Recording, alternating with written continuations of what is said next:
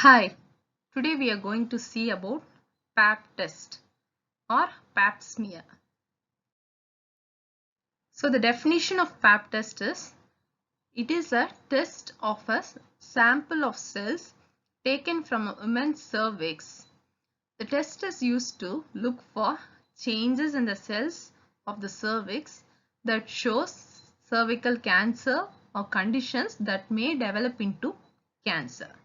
So this is a sample of cells taken from the woman's cervix. So from the cervix they will take a sample and the sample will be going for cytological examination. So in that they will be looking for any abnormal cells which may develop into cancer. So this is about the Pap test. So let's see the history of Pap test.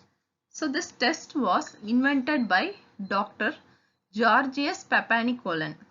So he was a Greek from the island of Evia who later emigrated to the United States of America. He is called the father of cytopathology. PAP is the abbreviation for Papanicolaou. So Dr. Georgius Papanicolaou was the inventor of this PAP test. So his name is abbreviated as PAP test. So let's see the types of screening. So there are two types of screening is done in Pap test. So first one is conventional Pap and the second one is liquid based cytology. So these are the two types of screening that is done in Pap test. So the first one is conventional Pap and the second one is liquid based cytology. So we can see this in detail. So the first one is conventional Pap. So in a conventional Pap smear, samples are smeared directly onto a microscope slide after the collection. So here they will be taking a sample and they will be smeared directly on the microscope. Okay. So that is known as conventional Pap. Whereas in case of liquid based cytology, the Pap smear sample is put in a bottle of preservative for transport to the laboratory where it is then smeared on the slide. So this thing you will be seeing in the hospital setup. Mostly they will be following this liquid based cytology only, where they will be taking a sample and they will be placing the sample in a bottle of preservative and then they will be transporting it to the laboratory where they will be doing the cytological studies. So this is the difference between these two. So in case of conventional Pap, where the sample will be directly placed on the microscopic slide and they will visualize. In case of liquid based cytology, they will take the sample and they will transport it to the laboratory, then they will do the examination. So this is the difference between these two slides. We can see the picture. So in case of conventional, they are placing the sample over the slide for microscopic examination, whereas in case of cytology, they will take the sample and they will place it in the container, specimen container, then they will go for cytological studies. So this is the difference between these two studies. So first is to detect any infections and abnormalities in the endocervix and endometrium, screening of malignant and pre-malignant lesions of the cervix. Then as a routine screening for women in reproductive age group for cervical dysplasia and cervical cancer or carcinoma, which is preferred once in every 3 years. Before any gynecological surgeries, before intrauterine contraceptive device insertion, and in case of HIV positive women. So these are the indications. So next we can see the preparation before Pap smear procedure. So what are the preparations that are needed before this Pap smear test is? The client has to fix an appointment 2 weeks after the start of menstrual period. So once they start their menstrual period, 2 weeks after that they have to fix an appointment. Avoid sexual intercourse 48 hours before the test because this may interfere with the results. Do not use spermicidal, vaginal creams, lubricant jellies, or any vaginal medications 2 days before the test. As much as possible, women are encouraged to drink plenty of water since it is a way to get rid of heavy bleeding. So these are some of the preparations that are required before doing this pap smear test. So the client has to fix an appointment 2 weeks after their menstrual period. Then avoid sexual intercourse 48 hours before the test. Then do not use any spermicidal, vaginal cream, lubricant jellies or any vaginal medication 2 days before the test. As much as possible, the women should drink plenty of water before the procedure. Let's see what are the equipments needed for doing this pap smear or pap test. Examination table with foot support, examination light, metal or plastic speculum, examination gloves, cervical spatula, you can see this in the picture, liquid based cytology container or glass slide. So these are some of the equipments that are needed for doing this pap test. The examination table with foot support is needed, examination light, speculum, gloves, cervical spatula, liquid based cytology container or a glass slide based on the type what we are going to do. Next is the positioning. So the patient should be in supine or dorsal lithotomy position to correctly perform a pap test. So a lithotomy position is the preferred position for doing this pap test.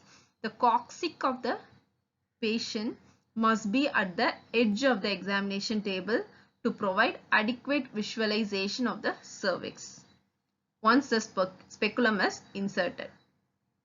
So the coccyx of the patient must lie at the edge of the table. It provides adequate visualization of the cervix. So the patient should lie in a lithotomy position. We should not use any lubricant. Cuscus speculum is introduced into the cervix. So then the endocervical brush or AS spatula is placed in the cervix. Then using a clockwise direction, rotate the spatula and take the sample and place it in a glass slide or in a container. So the sample should be adequate enough. It should not be a very thin one. It should be a thick enough. Then label the slides and we have to send it to the laboratory for cytological examination. So this is about the procedure. So this is a picture of the procedure. You can see where the speculum is placed and also the cotton swab or a spatula, anything. We can place it over the cervix and using a clockwise rotation, the specimen can be obtained.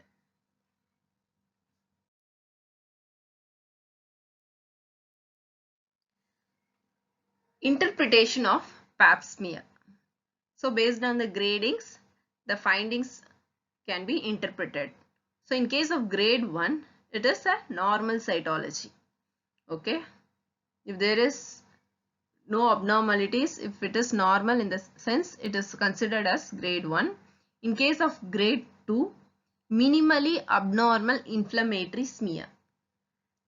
So in case of grade 2, the interpretation will be minimally abnormal inflammatory smear. In case of grade 3, it comes under moderate to severe abnormality in the cytology suggesting mild dysplasia. So dysplasia is presence of abnormal cells in a tissue or organ. That is known as dysplasia. So in case of grade 3, it is considered as moderate to severe abnormality suggesting of mild dysplasia. In case of grade 4, distinctly abnormal cells on cytology suggesting carcinoma in situ. So grade 4 is distinctly abnormal cells on cytology suggesting carcinoma in situ. In case of grade 5, malignant cells on cytology. So malignant cell is also known as cancer cells. That comes under grade 5. So these are the gradings or the interpretation of pap smear. So here the grade 1 is normal, grade 2 is minimally abnormal inflammatory smear, grade 3 is moderate to severe mild dysplasia. Dysplasia is not a cancer, but it may become cancer. So that is grade 3. In case of grade 4, distinctly abnormal cells on cytology suggesting carcinoma in situ. Grade 5 is malignant cells or cancer cells on cytology. So this is about the interpretation of pap smear. So this is a picture of normal pap test.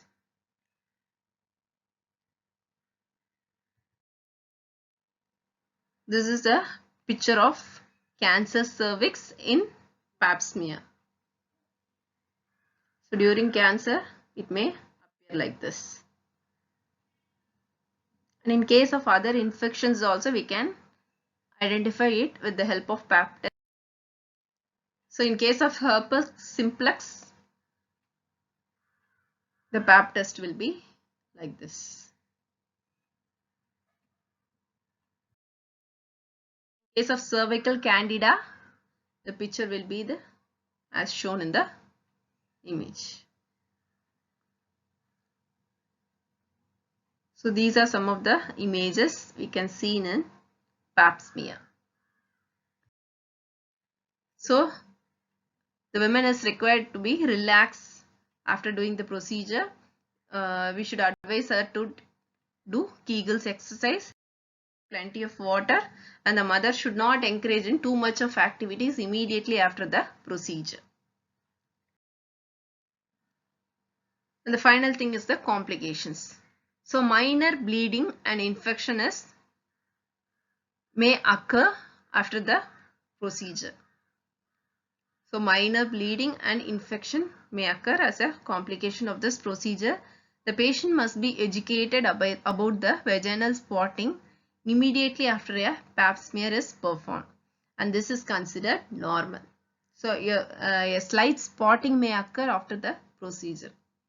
So we should inform the client regarding this. So this is about the complication. I hope everyone has understood about the procedure. We have seen what a pap test is, the history, the indications, articles what are all needed for doing this test, and next we have seen the procedure and the aftercare and also the complications. Thank you everyone.